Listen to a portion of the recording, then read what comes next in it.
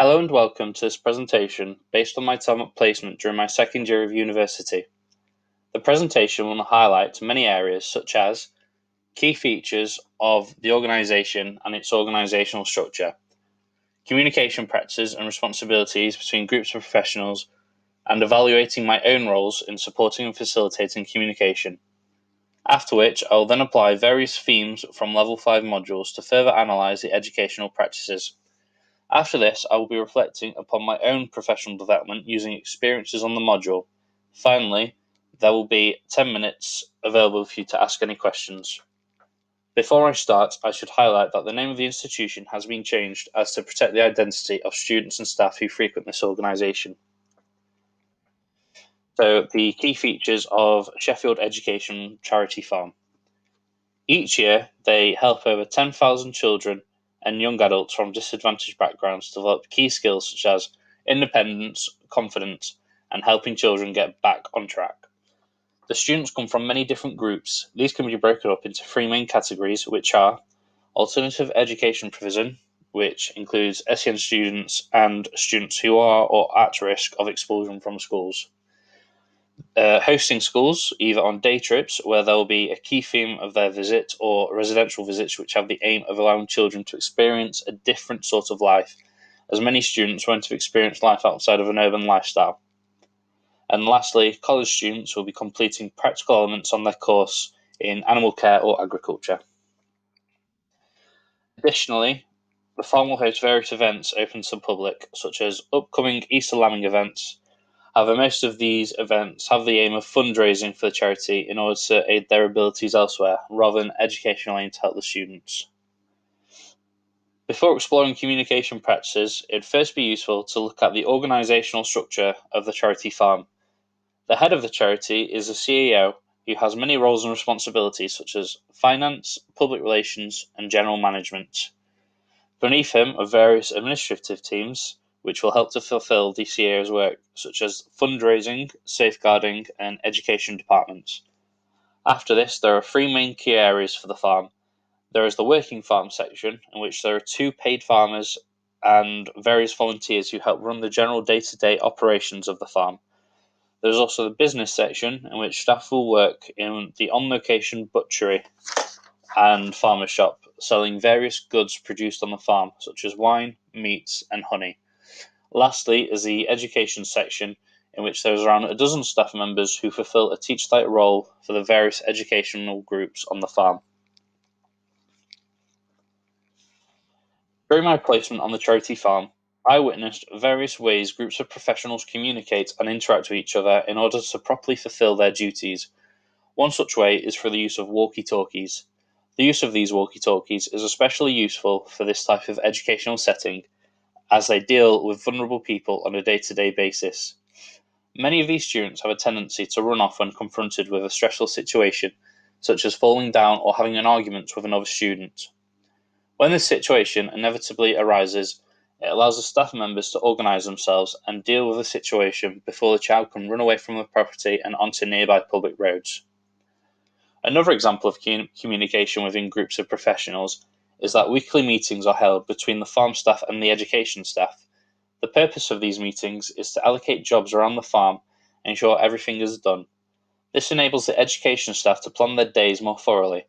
They can decide when to do classroom activities and when to do alternative educational work, such as gardening or cleaning animal pens. These meetings are not always effective, however, as many times jobs will be swapped or allocated elsewhere after the initial meeting. For communication to be effective, spoken language has to be accompanied with a set of non-verbal behaviours, which is shown to be lacking in this example. When this occurs, there is a risk that the job won't be completed, which could hinder the group on the farm. Often, one of the paid farmers or volunteers would have to step out of their role at the time in order to complete a job which has been forgotten or left. As a student on placement here, I also had a role in supporting and facilitating communication. One such way is when I arrived early, the teacher would debrief me on what would be going on throughout the day.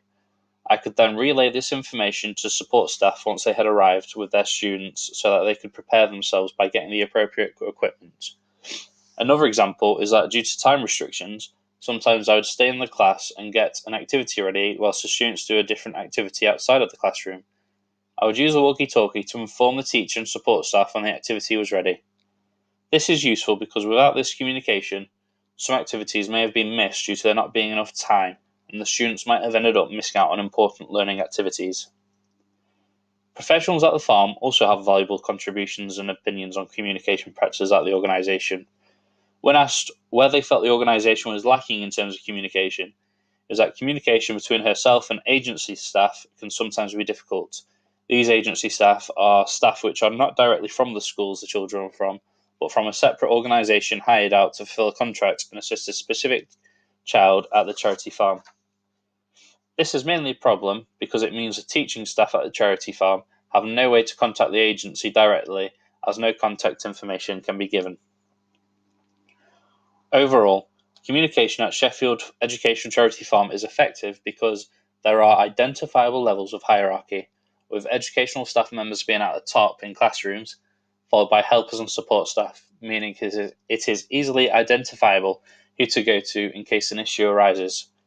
There are not many ways in which communication is ineffective, such as the lack of communication between staff members and agency staff outside the farm. Effective communication is based on attentive listening, empathy, uncritical, issued by their own judgments and opinions that captures each other's needs and his expectations from you as a dialogue partner. From this definition, communication at placement can be deemed effective as all things mentioned previously meet this definition. My time on placement can be related back to modules I have completed this year on the course. The most obvious connections can be found within the module of Exploring Places and Spaces, Education Beyond the Classroom. Firstly, at this organisation is a farm. The pedagogy and ways a child learns will be very different. We can look at this by using Gardner's view of multiple intelligences, which is a theory that there exist several different intelligences, such as musical and spatial learning. Classroom environments typically focus upon the linguistic and logical mathematical intelligences, but this farm will be able to serve students with a bodily kinesthetic or naturalist intelligence, enabling the child to further succeed in their education. Another example can be found and linked with the module Social Justice Matters in Education. One theme that is prevalent at the farm is the idea of privilege and intersectionality. This is the idea that a person can have many different lived experiences and intertwined social categories. It is an injustice to think of disability as a standalone factor in the injustices these students face. In order to get a true understanding, we need to see how this identity interacts with other identities these students may have. For example, in one classroom, every single student has a disability and will thus face barriers in society to do with this. There are different sexes in the classroom, which increase the likelihood of sexism being a barrier to some of these individuals. Class is also a further intersection that can be found in these classrooms, in particular with one student whose family can't afford to have a support worker like the rest of the students, so the mother instead has to come along for the day. Every single student in this classroom holds privilege in some areas whilst lacking it in others. In terms of my own professional development, the farm has helped me in various ways, as evidenced by my summative point review. I have gained experience in working with a wide range of types of students, such as SEN and pupils at risk of exclusion from mainstream settings. This will help me professionally, as I will better understand how to work and interact with these individuals when needed to in a future career. Throughout the use of tutorial records and skill audits, I have identified many strengths I have, such as academic writing, commercial awareness, and adaptability.